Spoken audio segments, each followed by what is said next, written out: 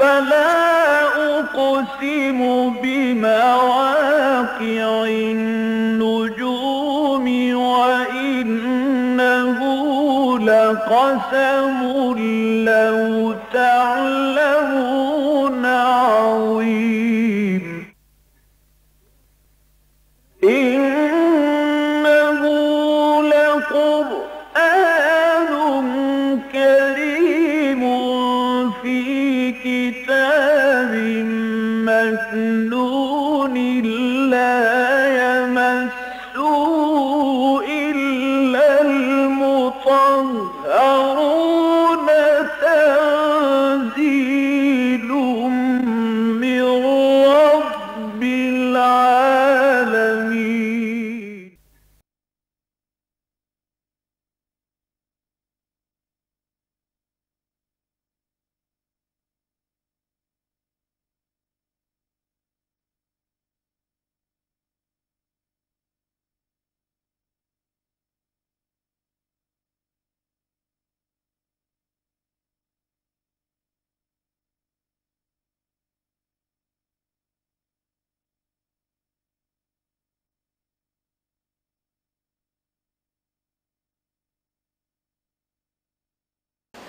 آج ہم انشاءاللہ سورہ آل عمران کا 18واں رکوع پڑھیں گے. یہ آیت نمبر 172 سے آیت نمبر 180 تک ہے. اعوذ باللہ من الشیطان الرجیم. بسم اللہ الرحمن الرحیم. الذین استجابوا للہ والرسول من بعد ما اصابهم القرح للذین احسنوا منهم واتقوا اجر عظیم.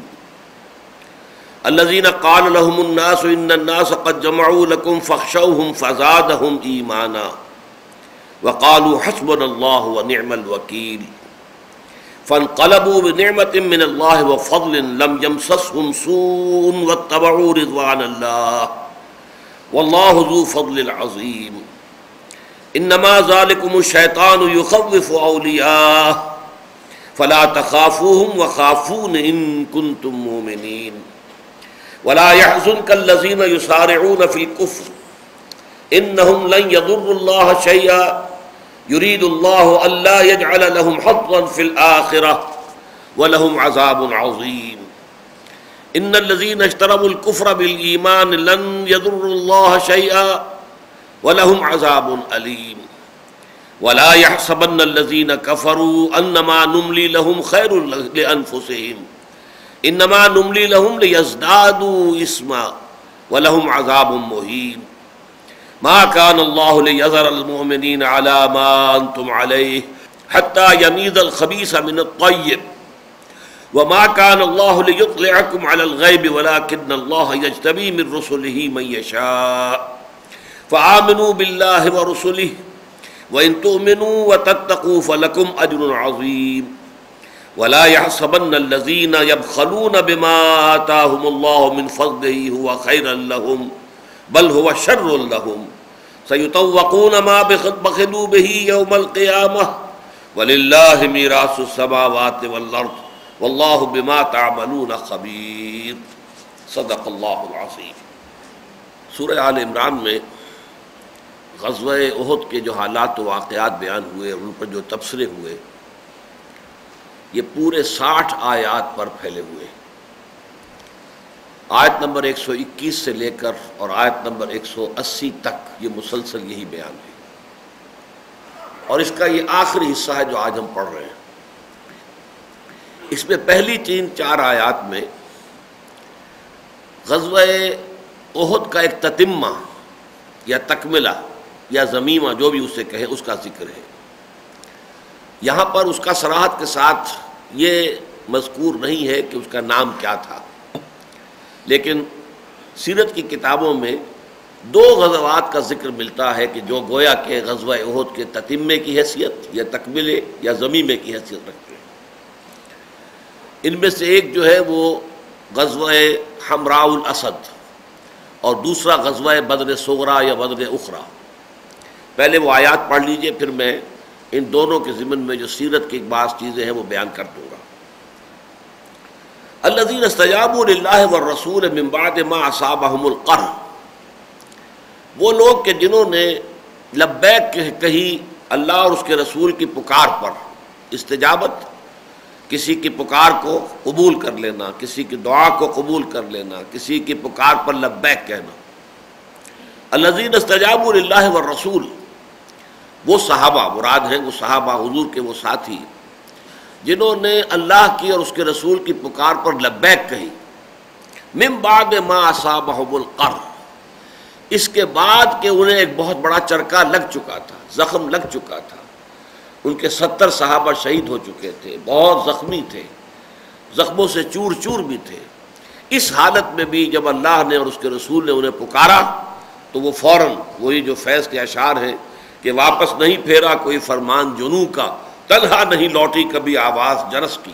خیریت جاں راحت تن صحت داماں، سب بھول گئی مصلحت اہل ہوس کی. وہ اسی شان کے ساتھ انہوں نے لبیک کہی اور نکل آئے.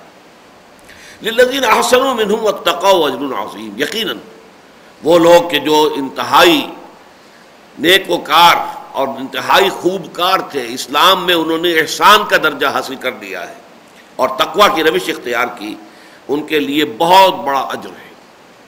الذین قال لهم الناس، جن سے کہ لوگوں نے یہ کہا تھا ان الناس قد جمعوا لکم فاخشوہم فزادہم ایمانا، کہ لوگ تمہارے خلاف جمع ہو گئے ہیں، بہت بڑی جمعیت تمہارے اوپر حملہ آور ہوا چاہتی ہے. ان الناس قد جمعوا لکم فاخشوہم، تو ڈرو ان سے.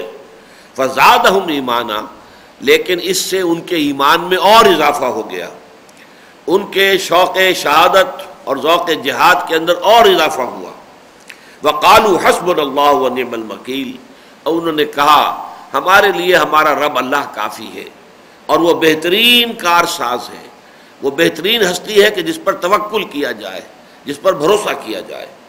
فانقلبوا بنعمت من اللہ وفضل، تو وہ لوٹے اللہ کی نعمت لے کر اور اس کے فضل کے ساتھ.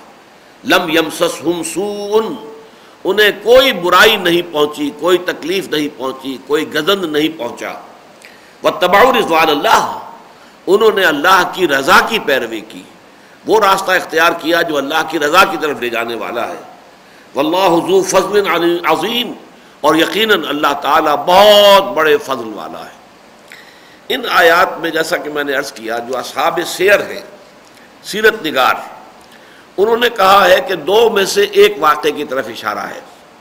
ایک تو ہے غزوہ حمراء الاسد، یہ تو یوں سمجھیے کہ بالکل غزوہ احد کا ایک تتمہ ہی ہے. ہوا یہ کہ جیسا کہ آپ کو معلوم ہے کہ اگرچہ مسلمانوں کو خاصی بڑی شکست ملی تھی، 70 صحابہ شہید ہو گئے تھے، حضور بھی مجروح تھے، اور سب نے پہاڑوں پر چڑھ کر جو ہے وہ جان بچائی تھی. اور کفار کا معاملہ یہ تھا کہ وہ بڑے فتح کے شادیانے بجاتے ہوئے وہاں سے رخصت ہوئے تھے.